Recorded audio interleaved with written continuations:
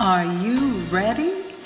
Because it's time to talk at T's Talk Time.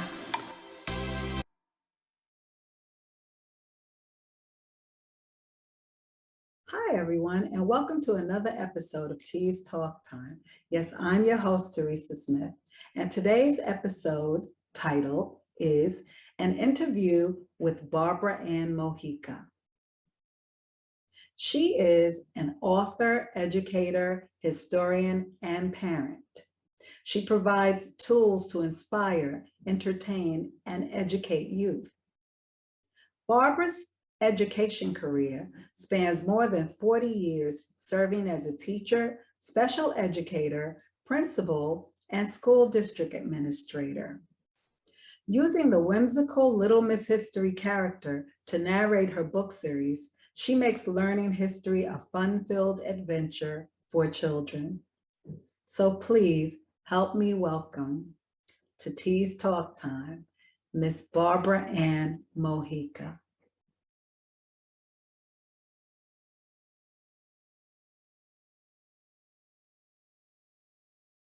Welcome, Barbara.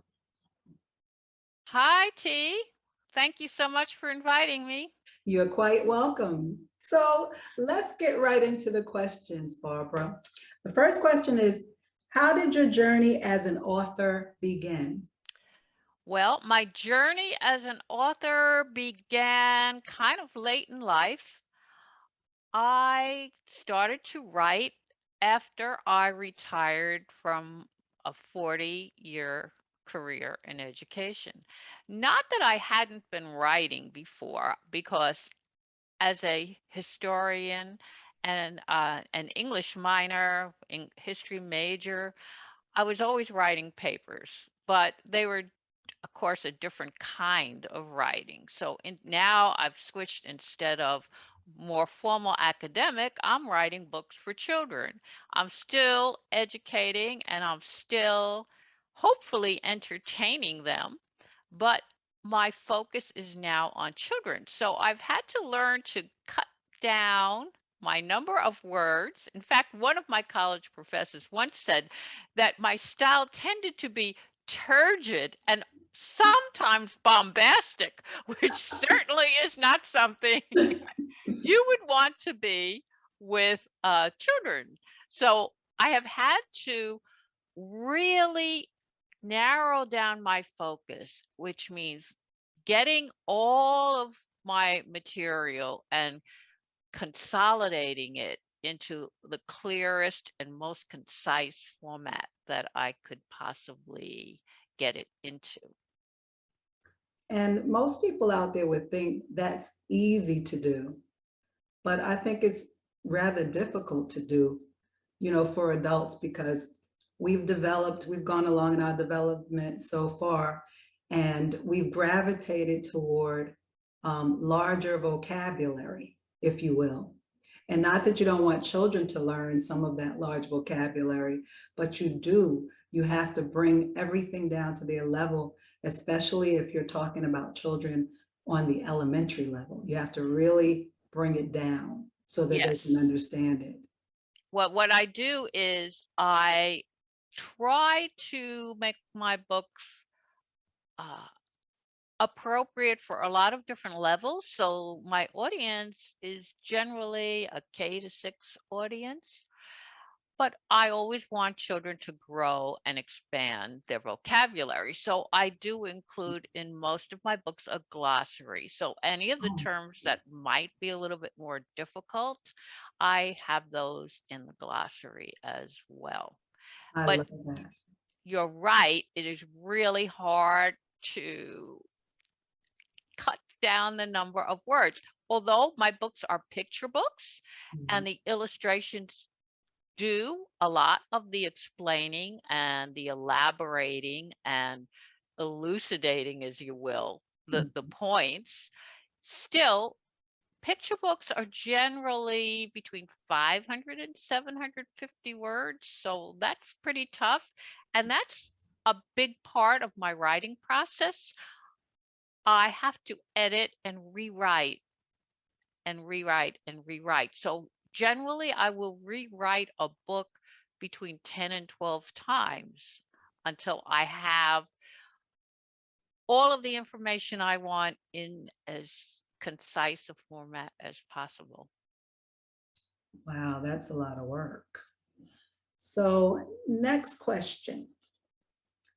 What is the title of your favorite childhood book? Since you're writing for children now, this is a trivia type question. I always want to know what was a person's favorite book when they were a child? Oh, I had a lot of favorites, but my first books were golden books, Mhm. those little golden books. I know that. And I remember I loved Bambi. Mm. I loved Bambi. And because I grew up living in the city, I really had never seen a deer in person. So that really appealed to me. I liked animal stories. Bambi was my favorite, but I also liked Dumbo and I liked the 101 Dalmatians. And later, as I got older, uh, with a chapter book, I loved Black Beauty. That was one of my favorites Okay. as well. So Disney would love you. I think you loved all of the books that they made into films. So that's That's true. awesome, They were. They right? were all They were made very into good film. books, though. Very good books. Now, the opposite question. What is the title of your favorite book as an adult, now that you've grown as a reader? Again, I love to read. So that is a toughie. One of my favorites is a series. I love the Gene Oil books, Okay. the prehistoric historical fiction books, the Mammoth Hunter, the Valley of the Hunters, the Clan of the Cave Bear. I love that whole series. And if you've ever seen one of those books, you know how long they are. They are the exact opposite of what I write. So they're probably over 1,000 pages each. And a long book doesn't deter me. When I get into a book, the more I can find out about the culture and the characters Mhm. and the setting with the art and the music, everything. So that's what appeals to me in a series like that. It's usually a book about a different kind of culture, a different kind of people, a different kind, maybe even a different kind of mindset. Okay. Very interesting. Um, Next question. What inspires you to write? Not to read. Might be the same thing, to write. What inspires me to What is the write? catalyst? Or there can be different ones. Well, my reason for writing the particular book series that I'm engaged in right now is I want children to learn history and not as a subject in the sense of the way it used to be Mhm. taught in school, where you read the paragraph, Mhm. you give back the information in the Mhm. form of dates and events and times. But I want to make learning about history fun for kids. And I do that by using a character to narrate my stories. And the character is a cartoon-like character who coincidentally is a younger version of myself.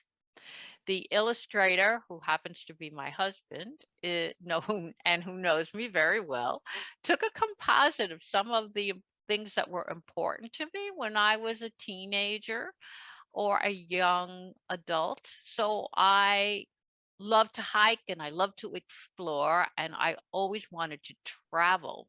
So I'm wearing kind of a hiker or park ranger outfit as the character, and I have hiking boots that are very, very big. They're oversized because that's in memory of my father, who had very, very big feet and who incidentally was a great storyteller. My father loved to tell stories.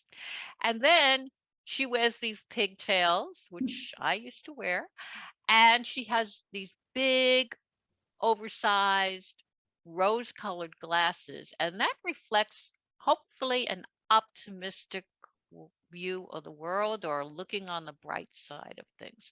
So she kind of takes the child and puts them in the mindset of being a younger person who is in the books and guiding them, helping them. So I want to put the child in the book, and I Mhm. do that by using this character, by using photography and multimedia. So there is photography, there are hand-drawn portraits of the characters in the books, and I try to include information that's not very well widely known and that exposes children to people that maybe they have never heard of. Maybe their parents or grandparents who are reading them the book have never even heard of.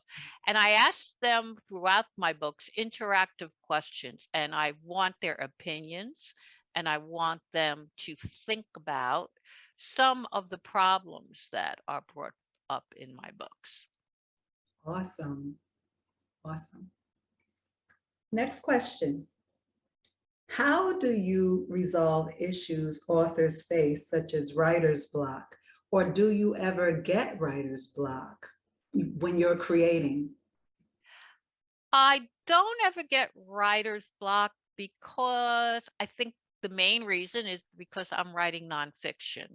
So my approach is first to do research. I decide on a topic or a place or maybe even an event or an incident that I think is very important, that children would like to learn about, and often is connected to a topic that may be timely or very pertinent at the time. So that's my first step, deciding on the topic. Then I visit the place in most cases, except certain instances like the North Pole. I have a book on the North Pole and I haven't been there. But in most cases, I will visit the site if it's a historical site or wherever it might be. One of my books is an archaeological site, the La Brea Tar Pits. Sometimes it's a museum, like Intrepid Sea, Air, and Space Museum, or it might be someplace like Ellis Island or the Statue of Liberty, or it could even be a theater like Ford's Theater. But I visit, we take pictures, photographs, and bring them back. Then the book is edited, edited, edited. We eventually get to the illustration stage where we're going to combine my text with the illustrations and the photography. And then once that is done, the book is laid out. And from there, I do the normal research that any author does, researching the categories the book needs to be put into, the book description, the keywords that will help readers identify and find the book. All of those things are also done, and you have to plan all of that ahead of time. Yes. But like you said, maybe writing nonfiction would not give you writer's block because you choose your topic and you zoom in on it. Whereas fiction, you're more using your imagination as you go along, and you're creating like almost a new world sometime as you go along. So that Yes. was interesting as well.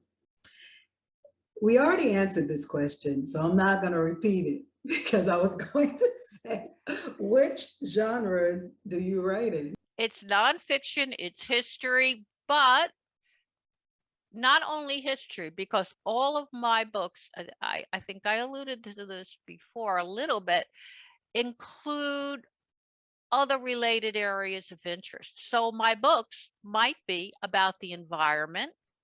I have a book on Mount Rushmore. I talk about the environment and how the Native Americans are building their own monument nearby. Mhm. Uh, because that land was originally Lakota Sioux land that was taken and never returned to them. I have books like the Ford's Theater book where I talk about literature. I talk all about the theater and how Ford's Theater was cursed and how it fell into disrepair, how some of the people who were at the assassination of Lincoln are not ever mentioned in history. We talk about them. I talk about things like how The Night Before Christmas may not have been written by Samuel Clement Moore, but it Mhm. may have been written by Robert Livingston instead. When I talk about Sequoia National Park, I'm talking about this beautiful national park, the redwood trees and the sequoia trees. I talk a lot about science and how the trees grow and what the animals are in the region. The North Pole book talks a lot about geography, the Arctic, the environment, the wildlife, and uh, or I also talk sometimes about military history. I have books on the battleship Iowa and the Intrepid Sea Air and Space Museum, and with those books, I cover multiple periods of time because they were involved in conflicts from World War II up until some of the Cold War and modern times, Vietnam. On the Intrepid, you even have one of the space shuttles, and the visitors there can actually climb into them, experience what life was like on the ship, see the space capsule. They can look at the planes that are on the flight deck that participated in World War One and Two. So it's a very uh, multi-sensory experience, and I talk about a lot of different disciplines besides history. We're talking about art, we're talking about archaeology, science, environment, the military, and cultures, because immigrants are very much in the news today, and Ellis Island and the Statue of Liberty talk about the first immigrants to our Mhm. country. So that's an example of a very timely topic right now. And what I found to piggyback on what you're saying is when I was teaching, I actually taught elementary level, and the expository texts in some ways are always connected anyway. Like science, you can't have science without history. You can't have art without history. It's like they're all meshed together in one way or another. They're connected. And So, everything has a history. yes, There's a history everything. of music, a history of art, a history Exactly. of They're all evolution in connected. science. They're connected. So the moment we're born, I believe we become characters in history, and Yes, history is a part of all of us. it's true. Wrap all of our memories are wrapped up in history because they started before us. We're Yeah, living them now, and they will continue beyond us in our families as we go forward. yes. Next question, or two. I think this is one. Why did you choose this particular genre, even though it touches upon others, to write in? And are you planning to explore writing in other genres in the future? What I mean by that, are you ever going to write something that's under the fiction genre in the future? Or do you want to continue sticking to history and pulling in the other subjects? Even though Little Miss History, who is based on you as a child or a young adult, she's kind of like a fictional character too, with some of the things she probably does in the book. Am I right? Like this, when you were a child, for example, it's not totally Mhm. autobiographical, is what I'm saying. No, it's not totally autobiographical. I always wanted to travel, Mhm. And that was something that I didn't do as a child because my parents didn't have a lot of extra money for traveling.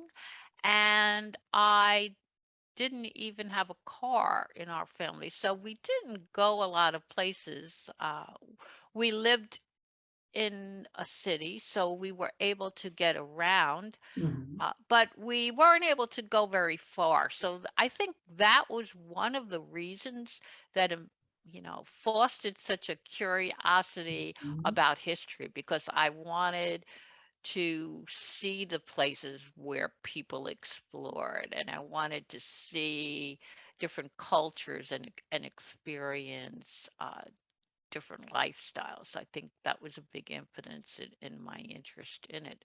But will I ever write fiction? I don't know. I do a lot of teaching uh, of other subjects. I still do teaching. I do a lot of videos for children and for adults on YouTube. But will I ever actually write maybe historical fiction? I could see perhaps maybe going in that direction someday. What is your favorite genre? I do love to read about history, Mhm. but I also enjoy reading kind of adventure type books. So I do enjoy legal history stories or courtroom dramas. Okay. I like sometimes I like a Stephen King type of book, and or a detective story.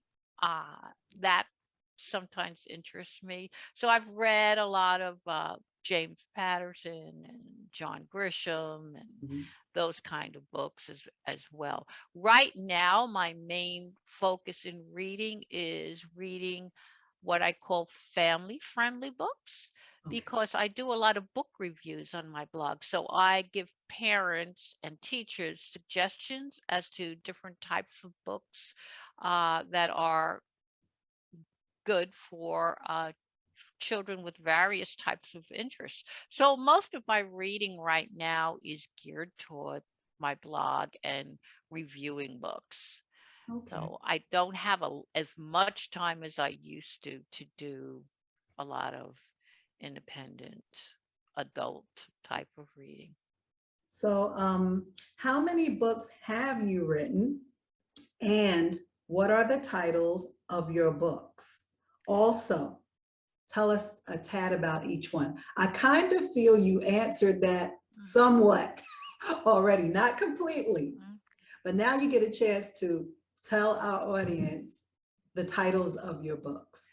Okay, well, okay, there are 13 individual books. Little Miss History travels to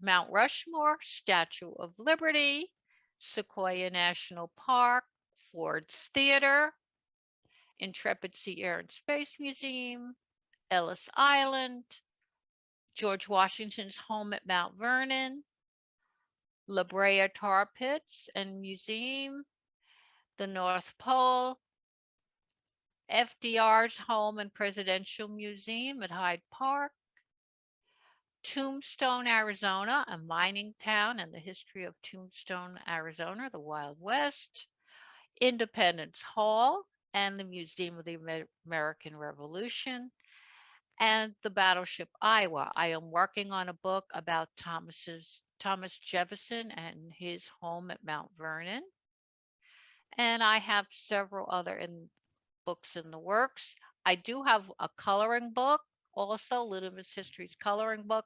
That is not a traditional coloring book. It's more of a book with portraits of characters of my books and also famous quotes. So I have famous quotes from historical characters as well.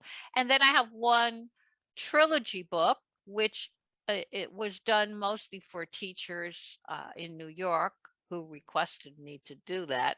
So that has my three New York City books in one volume. Adventures of Little Miss History, and she goes to uh, the Statue of Liberty, Ellis Island, and Intrepid Sea, Air, and Space Museum. Wow.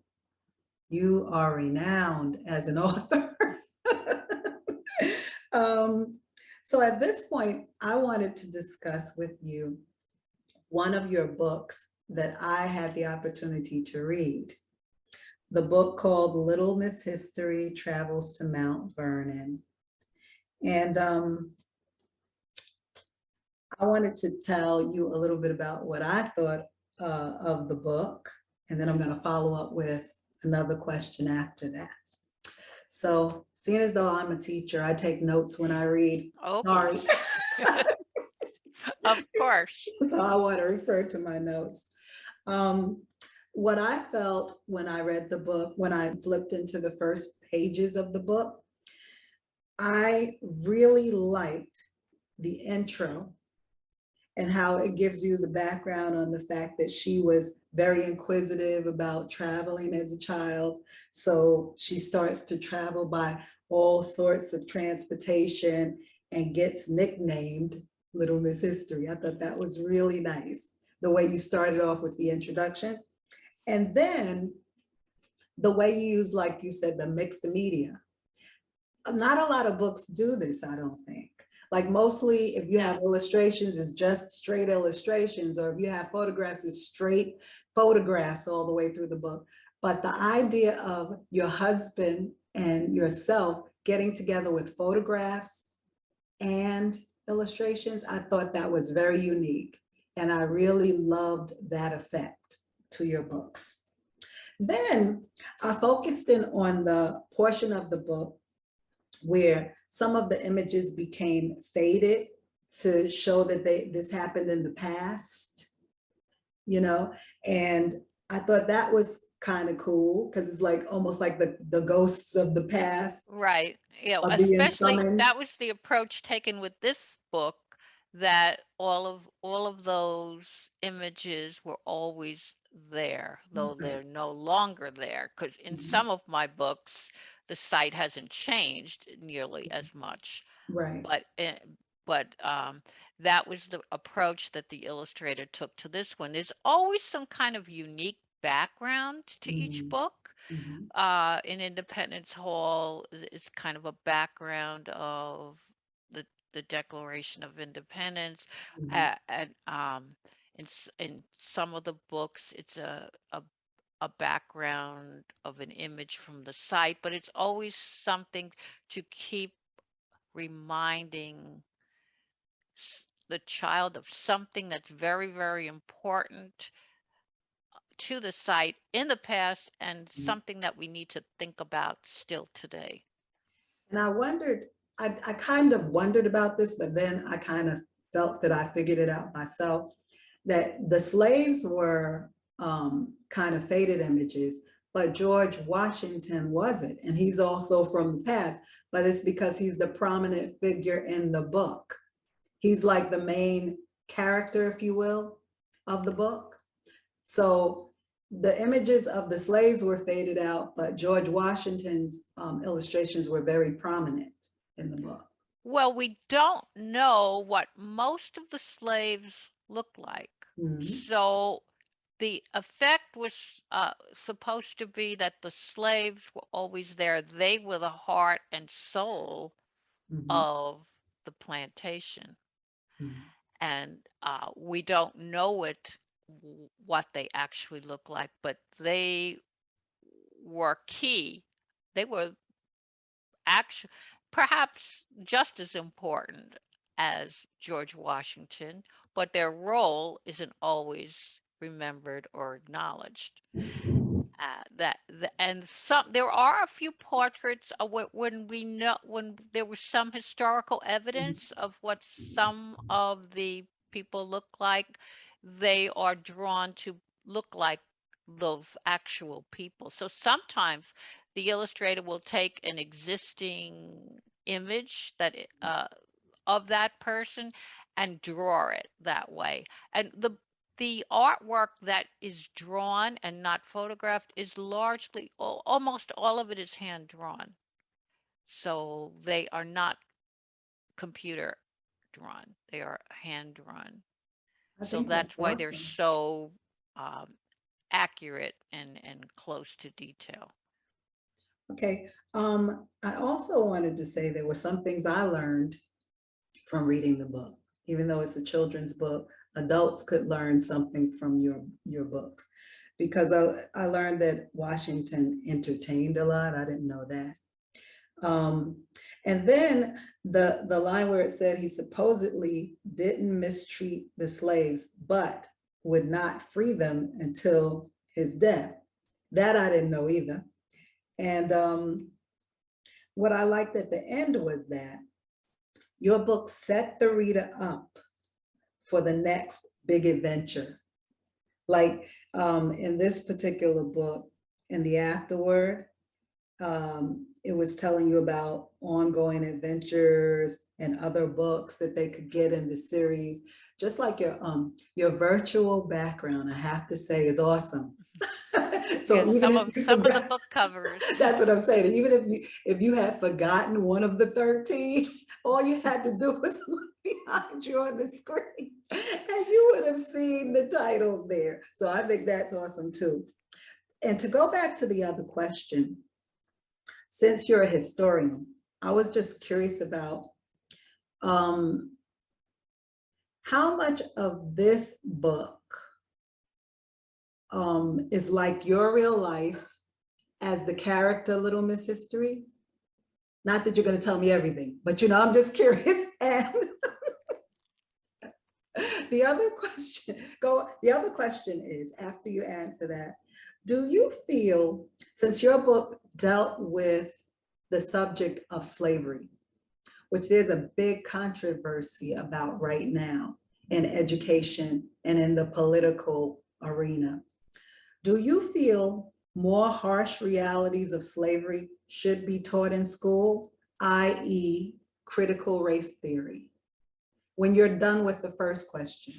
Okay, the first question, how much have I liked Little Miss History? Yes. Very much. I was one of these people who not only liked to travel, but push the envelope with traveling. Mhm. I took a trip to the Soviet Union and communist countries when they first opened up to the West.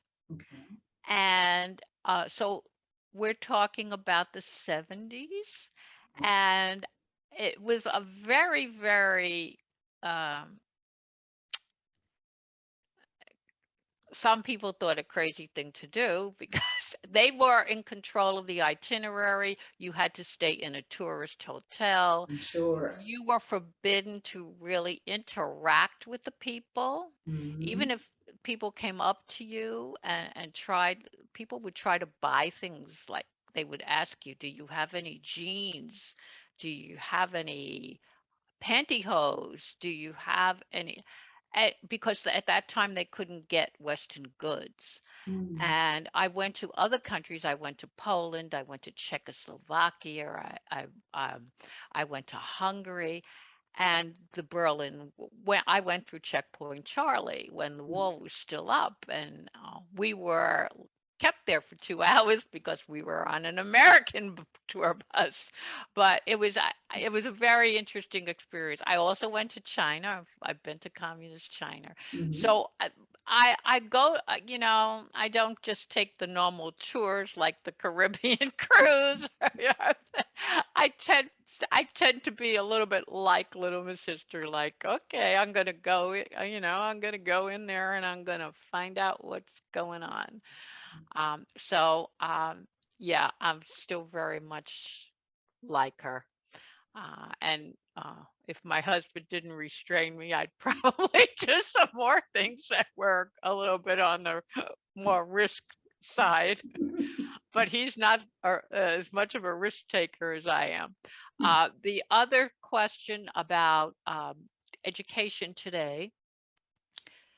So critical race theory, I'm against it because it divides us. We are all Americans, and critical race theory really is a form of Marxism. You're instead of dividing by lower class, working class, and upper class, you're dividing by race, and you're telling one group that you're an oppressor, and the other group that you're oppressed. Now, what child wants to see himself as an oppressor or one who is a victim who is being oppressed? I think all children should be taught to have empathy for others, no matter what race, what culture. They should have compassion. They should be generous toward each other. They should be willing to see that we are all human, that we all make mistakes. And if we just look at our own families, we can see that there are members of our families that make mistakes, and there are members of our family that may have not been very good people. There are maybe members of our family who have been wonderful, upstanding, outstanding individuals. But we all are born with the opportunity to achieve our best selves. And I think that's what should be taught in school. Not that everybody has to have an equal outcome, which is really what critical race theory teaches, that everybody should be equal in outcome, not not that everyone should have an equal opportunity to succeed. And I think that challenge is what makes us grow. The ability to see ourselves always growing, expanding, and becoming a richer, more fuller individual, whether it's in our family, whether it's with our friends, whether it's in our community, or whether it's as part of the larger global network. We all should be pushing ourselves to be the best that we can be. And I think parents also have a responsibility to teach that. Children should be taught that they have responsibilities as citizens, but that they also have rights as citizens, that they should be bold and they should explore their passions and always try to be the best selves they can be and to look at problems and find solutions, not be told that because you are of one race, this is the way things are always going to be, or because were born into one culture, this means that you have to behave as all the other members of your culture. Okay, regarding your emphasis on history in your writing, what do you think of those who feel history is not her story or not inclusive of all people's history? What I mean by that is, you know how women's rights came late, rights of different Mm-hmm. cultures and ethnic groups came late in the history of America. And I know that when I was a child, for instance, I don't remember seeing too many images of Black children or adults in the books that I was taught to read within school. So you being a historian and creating books for all children, as you said, I wonder how you feel about the people who feel like they're underrepresented, maybe still, in terms of literature and books, and even in history. Well, I'm sure that you'll always find a group thinking that they're underrepresented because I can remember when I was growing up, there weren't a lot of pictures of women in books at all. And as Mhm. far as women's rights, I think that was true pretty much worldwide, not just here in the United States. When you think of someone being oppressed, probably women were one of the most oppressed groups because they didn't even have the right to vote because the slaves had the right to vote uh, a lot earlier than women did. So there's always going to be a group that's oppressed. I think that we've made good progress as far as increasing multiculturalism in books today. There are a lot multicultural, and my books are multicultural because I have a lot. I have African Americans in my book. I have people that were never even known in history in my books, like um, I could think of a few of them, like Ruffin Abbott, Anderson Ruffin, who happened to be at Ford's Theater. He was on a date with um, Mary Lincoln's maid, Elizabeth Cakely, who was a black free woman. She was on a date with the African American man who happened to be a doctor, and he was at Ford's Theater when Lincoln was shot. And he became a very good friend of the Lincoln family and was even given a shawl by Mary Lincoln from as a gift, which remained in his family for hundreds of years after. So there are all kinds of people in history who were sometimes revered in history. People like John Muir, who was called the father of national parks. He had a very interesting history.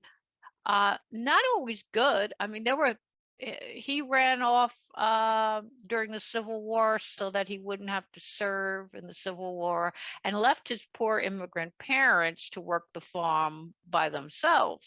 I mean, so I try to point out that all of us have flaws, no matter what race, no matter what class we happen to be born in, and we are all human. So we might have achieved some wonderful, great things, and we might have had some faults too. Like George Washington again with slavery.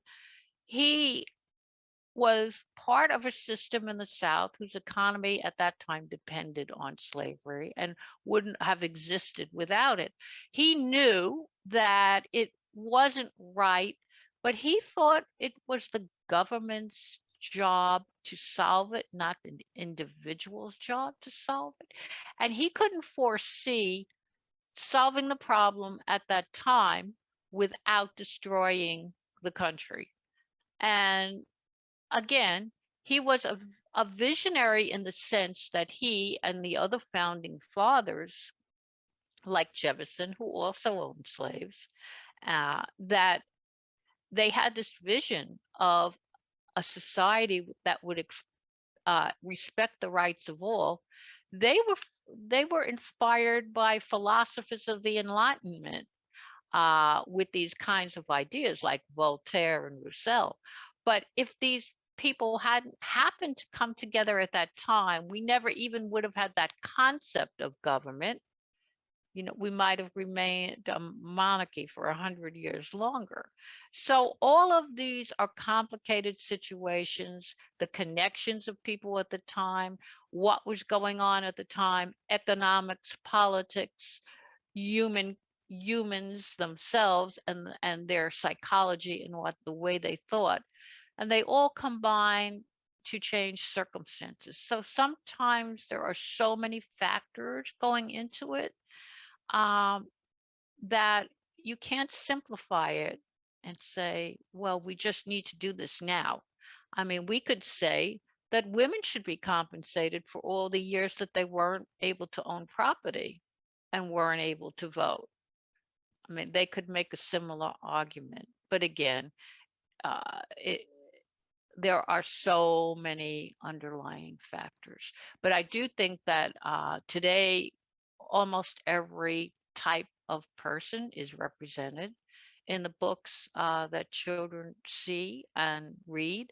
And for the most part, they can see themselves. I review a lot of multicultural books and I see what's out there for children. So I do know that it has changed drastically. Okay, and you said for yourself, how you fill that gap is by putting lots of different cultures of characters in your books. So that would answer the second question. Now, questions about your books and in particular. Have your books been well received, and If so, how do you promote your books? Well, my books have been well received by my audience of readers who are aware of them. Mhm. Uh, bec my books are available worldwide, and I do have a devoted following of people who really enjoy seeing a new book in the series come out and follow it. Uh, Marketing is a problem for almost any author these days because unless you're with one of the few big publishers, and there are only 4 or 5 of them left today, you're going to be doing everything yourself. And even the big publishers no longer do a lot of the work for you. So I mentioned before all of the things an author has to do in planning. You have to learn to uh, find the right market for your book. You can't target your book to everyone. You have to find the niche audience who is going to be interested in what you write, specifically for a nonfiction author. So you might have an audience that's interested in business, or, in my case, it's history and education. But you have to have a targeted niche. You have to learn how to use social media. You have to learn the right keywords so that when people look for your book online, they're going to be able to find your book. They can't Mhm. buy your book if they don't find your book. And I am in a lot of independent bookstores and I am at some historical sites, but unless you go there, you're not going to know. So you have to do all of this research. You have to make sure that your book description tells in a nutshell who your book is going to appeal to.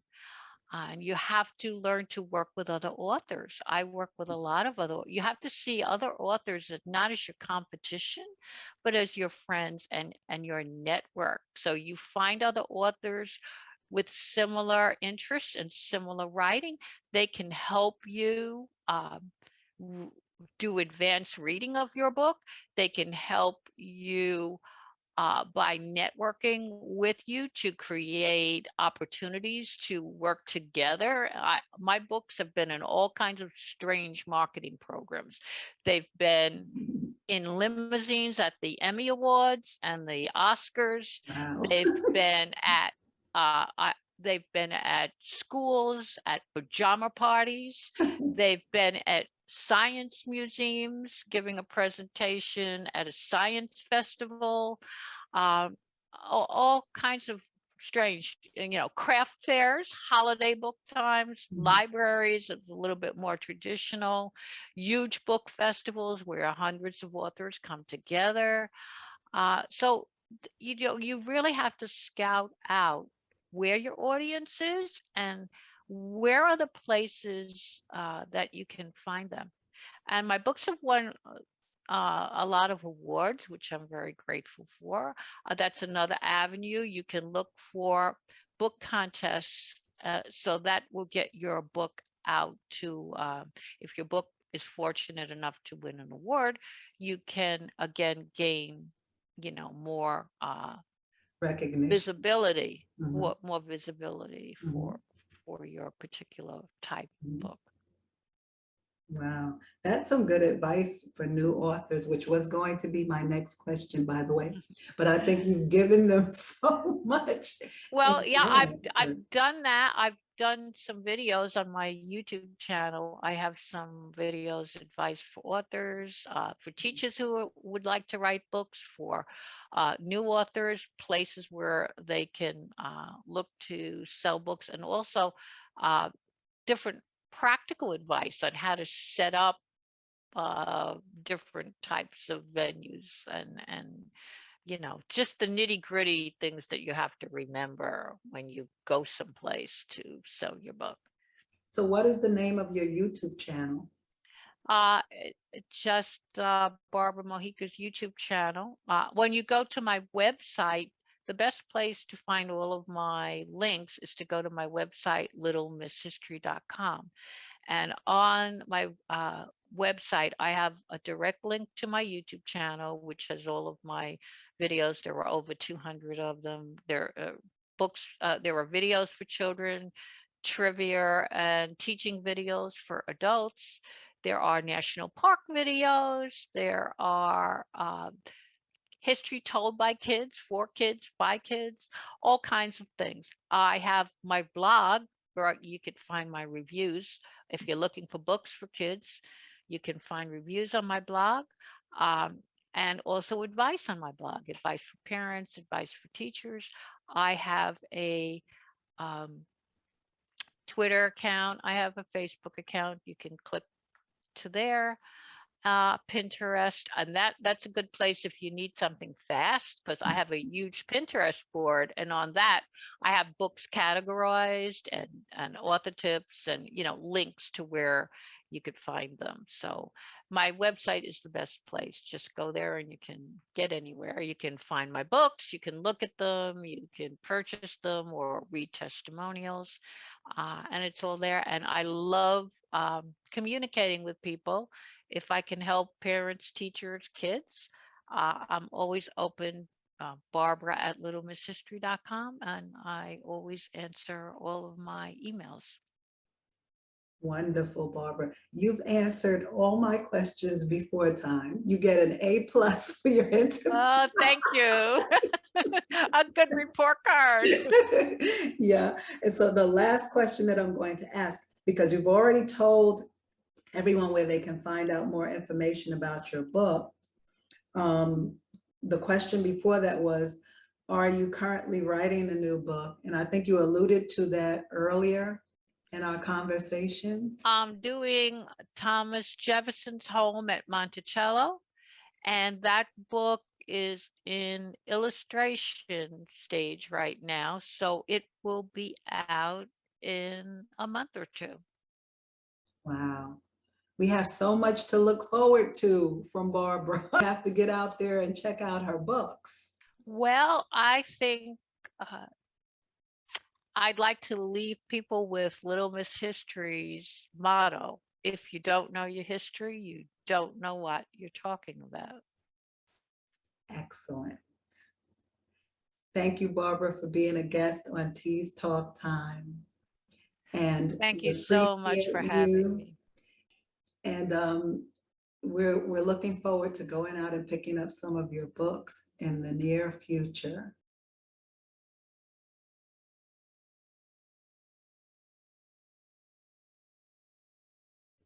Recently, I had the opportunity to read one of Barbara Ann Mojica's books in the Little Miss History series.